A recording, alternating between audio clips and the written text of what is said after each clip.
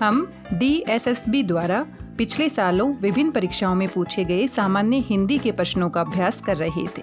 इससे संबंधित 2 वीडियो आप देख सकते हैं। ये हमारा तीसरा वीडियो है। मेरी भाषा हिंदी भाषा परिवार में आप सभी का एक बार फिर से स्वागत है। आइए इन प्रश्नों का अभ्यास करते हैं। यहाँ पर आप डोमेस्टिक साइंस का पेपर देख सकते हैं और इसमें सामान्य हिंदी के ये प्रश्न पूछे गए हैं। आइए इनका अभ्यास कर लेते हैं। बिजली, इसका समानार्थी शब्द आपको बताना है।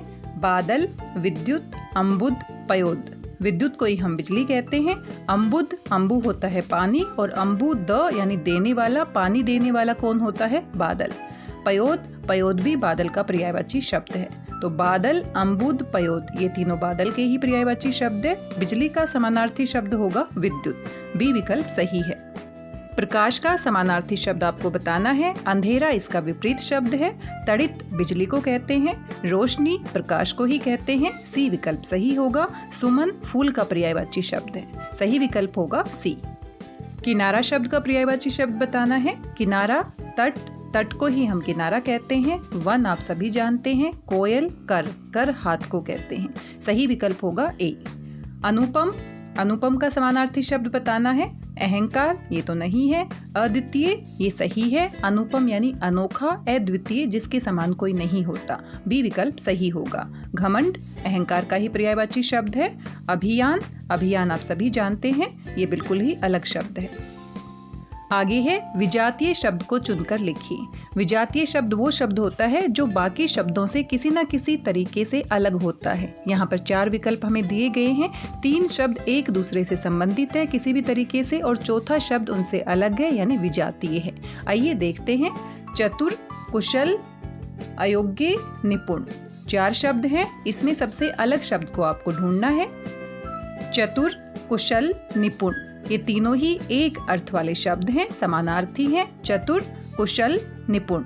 अयोग्य इनके विपरीत अर्थ वाला शब्द है। तो तीसरा विकल्प आपका सही होगा। सी विकल्प सही होगा। आगे है कृष्ण, राम, वासुदेव, मुरारी। थोड़ा सा ध्यान देने पर हम पता लगा सकते हैं। कृष्ण, वासुदेव, मुरारी ये तीनों पर्यायवाची शब्द है भगवान श्री कृष्ण के, और राम इनका अलग शब्द है, विजातीय शब्द है। बी विकल्प सही होगा। इसी प्रकार से चंद्रमा, शशि, शशांक, सूरज। चंद्रमा, शशि, शशांक चंद्रमा के पर्यायवाची शब्द हैं। सूरज विजातीय शब्द है। डी विकल्प सही होगा। कमल, गुलाब, जलज, पंकज। कमल के 3 पर्यायवाची शब्द दिए गए हैं। कमल, जलज, पंकज। गुलाब विजातीय शब्द होगा। बी विकल्प सही होगा। आगे है उन्नति, उत्कर्ष, उत्थान, अवनति। यहाँ पर 3 शब्द उन्नति के पर्यायवाची शब्द हैं। उन्नति, उत्कर्ष, उत्थान। अवनति इनका विलोम शब्द है, विजातीय होगा। डी विकल्प सही होगा। अनेक शब्दों या वाक्यांशों के लिए एक शब्द चुनकर लिखिए। जो धन का दुरुपयोग न करे उसे खालिस्तान कहते हैं। जो धन का दुरुपयोग नहीं करता है यानी बहुत सोच समझकर खर्च करता है, उसको हम कहते हैं मितव्ययी। बहुत सोच समझकर कम खर्च करना। अपव्ययी बहुत ज्यादा खर्च करना। दुर्व्ययी उसका बुरा प्रयोग करना। और अपाव्ययी ये तो गलती लिखा गया है, तो सही विकल्प होगा ए, मितव्ययी।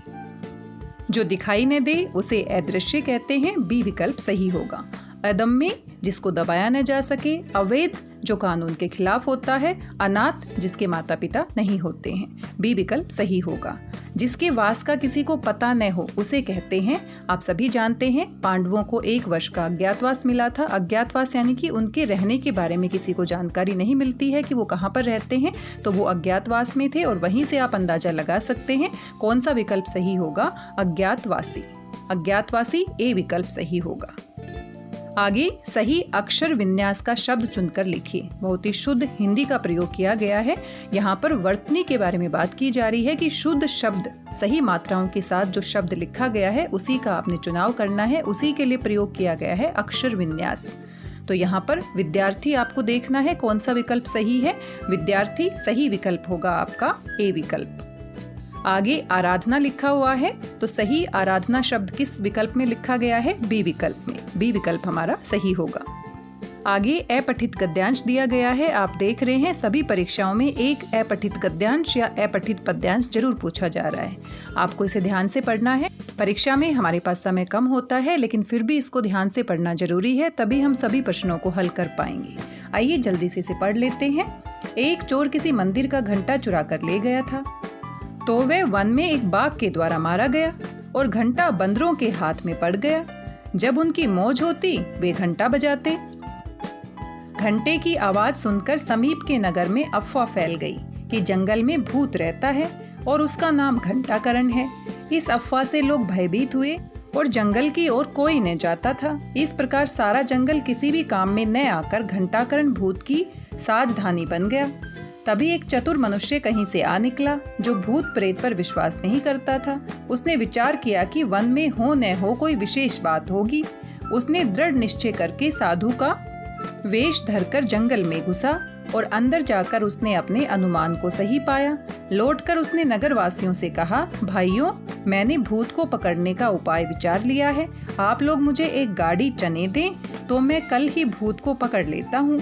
दूसरे दिन चतुर मनुष्य ने जंगल में जाकर चने बंदरों के आगे डाल दिए और घंटा उठाकर नगर की राह ली और राजसभा में आया।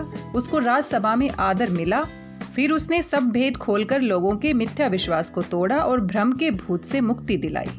चोर मंदिर से खालिस्तान चुरा कर ले गया था। बड़ा ही आसान सवाल है। चोर मंदिर से घंटा चुरा कर ले गया था। सी विकल्प सही है। वन में जाते समय क्या हुआ? चोर ने बाघ से मारा गया। यहाँ पर लिखने में कुछ गड़बड़ है। चोर बाघ से मारा गया, यही विकल्प सही है। चोर ने रास्ता भूल गया। चोर रास्ता भूल गया और राजदूत से पकड़ा गया, ये तो सही नहीं है। चोर की भेंट एक साधु से हुआ, ये भी गलत है। चोर ने एक भूत को देखा, ये भी गलत है। ए विकल्प सही होगा। नगर में कैसे अफवाह फैल गई? वन में एक राक्षस रहता है और उसका नाम घंटाकरण है। वन में एक भूत रहता है और उसका नाम घंटाकरण है, बिल्कुल सही। बी विकल्प सही होगा। लोगों ने उसे भूत मान लिया और नाम क्या बता दिया? घंटाकरण। वन में एक साधु घंटाकरण नाम से रहता है। वन में घंटाकरण नाम से एक बाघ रहता है। बी विकल्प सही है। अगर हम थोड़ा सा ध्यान देकर अपने गद्यांश को पढ़ लेते हैं तो बड़े ही आसान से प्रश्न पूछे गए हैं। बड़ी आसानी से आप इनको हल कर सकते हैं। चतुर मनुष्य घंटाकरण को कैसे पकड़ लिया? चने को बंदर के सामने फेंक दिया और घंटा को लेकर आया। राक्षस को मार दिया और घंटाकरण को लाया। चतुराई से साधु घंटाकरण को पकड़ कर लाया। बाघ को मार दिया और घंटाकरण को लाया। ए विकल्प सही है। बंदरों के सामने कुछ चने फेंक दिए और इस तरह से उसने घंटे को ले लिया। पवित्र शब्द का विरुद्धार्थक शब्द है। विरुद्धार्थक यानी कि विलोम शब्द। पवित्र, अपवित्र। बी विकल्प सही होगा। 7.5 को हिंदी में कहते हैं, तो 7.5 को हम हिंदी में कहते हैं 7.5। 7.5 कौन सा विकल्प सही होगा? सी विकल्प सही होगा। आपने देखा, बहुत ही सामान्य हिंदी व्याकरण से प्रश्न पूछे गए हैं। बिल्कुल भी मुश्किल नहीं है। बस हमें थोड़ा सा ध्यान देकर अच्छे से प्रश्न पत्र को पढ़ना है और उसको हल करना है। आइए एक और प्रश्न पत्र का अभ्यास कर लेते हैं। यहाँ हमारा टीजीटी उर्दू का पेपर है और पहले प्रश्न पत्र में सभी में सामान्य हिंदी के प्रश्न पूछे जाते हैं।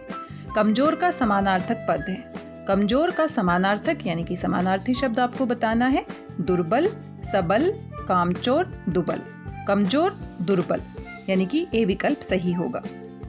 नभ का समानार्थक पद है। नाभि, नामी, धरती, आकाश। बड़ा ही आसान प्रश्न है। डी विकल्प सही होगा, आकाश। टांग अड़ाना इस मुहावरे का अर्थ है चापलूसी करना, नहीं। बेकार में दखल देना, हाँ। झूठी प्रशंसा करना, नहीं। बात से फिरना, नहीं। टांग अड़ाना यानी बेकार में किसी को परेशान करना, दखल देना। बी विकल्प सही होगा। काजल का तत्सम शब्द है। तत्सम शब्द जो संस्कृत भाषा के होते हैं और बिना किसी परिवर्तन के हिंदी में प्रयोग किए जाते हैं। कज्जल संस्कृत में होता है, तत्सम शब्द है और उसका रूप परिवर्तन करके हम उसे काजल कहते हैं। तो ये सही विकल्प कौन सा होगा? बी विकल्प, कज्जल। कज्जल, काजल। कज्जल हमारा तत्सम शब्द है और काजल तद्भव शब्द है। पेड़ से आम गिरा इस वाक्य में गिरा पद है। कर्तृपद, कर्मपद, क्रिया विशेषण, क्रियापद। गिरा यानी गिरना। गिरना हमारा क्या है? क्रियापद है। डी विकल्प सही होगा। कर्तृपद यानी कर्ता, कर्ता नहीं है। कर्मपद, कर्म भी नहीं है। क्रिया विशेषण, क्रिया की विशेषता भी नहीं बताता। गिरा, गिरना यानी क्रियापद। डी विकल्प सही होगा। डंडा का तत्सम शब्द है। डंडा तद्भव शब्द है और दंड तत्सम शब्द है। दंड को संस्कृत में प्रयोग किया जाता है और डंडा तद्भव है। रूप परिवर्तन के बाद हिंदी में प्रयोग किया जाता है। सी विकल्प सही होगा। दंड, डंडा। घृणा शब्द का विलोम शब्द है प्रेम, बी विकल्प सही होगा।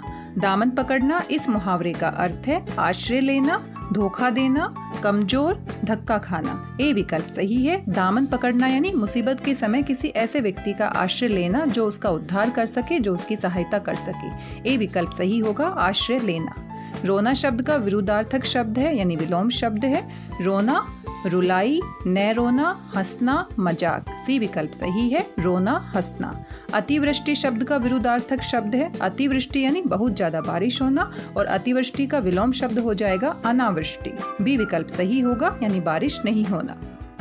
विधवा शब्द का अन्य लिंग, इसके बारे में पिछले वीडियो में भी हमने बातचीत की थी। हिंदी भाषा में 2 ही प्रकार के लिंग होते हैं, स्त्रीलिंग और पुल्लिंग। अगर हमसे अन्य लिंग रूप पूछा जाता है, अगर पुल्लिंग दिया है तो अन्य लिंग उसका स्त्रीलिंग होगा, अगर स्त्रीलिंग शब्द है तो अन्य लिंग उसका पुल्लिंग होगा। विधवा शब्द स्त्रीलिंग है तो इसका हमें पुल्लिंग बताना है, वही उसका अन्य लिंग होगा। और सी विकल्प सही है, विदुर और विधवा। सी विकल्प सही होगा। बच्चा शब्द का भाववाचक रूप है, बच्चा से बचपन बनता है। बी विकल्प सही होगा। तपस्वी शब्द का स्त्रीलिंग रूप है तपस्विनी, स्त्रीलिंग रूप होगा। बी विकल्प सही होगा। मात्राओं का विशेष रूप से ध्यान रखना है, तपस्विनी। धनवान शब्द का स्त्रीलिंग रूप होगा धनवती। सी विकल्प सही होगा। आसान प्रश्न है लेकिन जल्दबाजी में गलती होने की संभावना बढ़ जाती है, क्योंकि चारों विकल्प घुमा फिरा के दिए जाते हैं ताकि जल्दबाजी करने की वजह से हम सही से नहीं पढ़ सकें और गलती होने के चांसेस बढ़ जाएं। यह खालिस्तान बहन है, बहन स्त्रीलिंग है और विशेषण आपको बताना है। चारों विकल्प में से सबसे सही होगा मेरी, यह मेरी बहन है। आगे फिर से एक अपठित गद्यांश दिया गया है, इसको ध्यान से पढ़ना है और कुछ प्रश्नों के उत्तर देने हैं। आइए जल्दी से इसे भी पढ़ लेते हैं।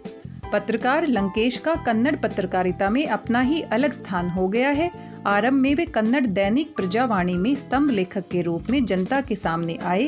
वे कन्नड़ के यशस्वी नाटककार हैं। उन्होंने थोड़ी बहुत पूंजी लगाकर एक साप्ताहिक आरंभ किया। इसकी ये विशेषता है कि इसमें कोई विज्ञापन नहीं छपता। उनका संक्रांति नाटक एक ऐतिहासिक कथानक पर आधारित है।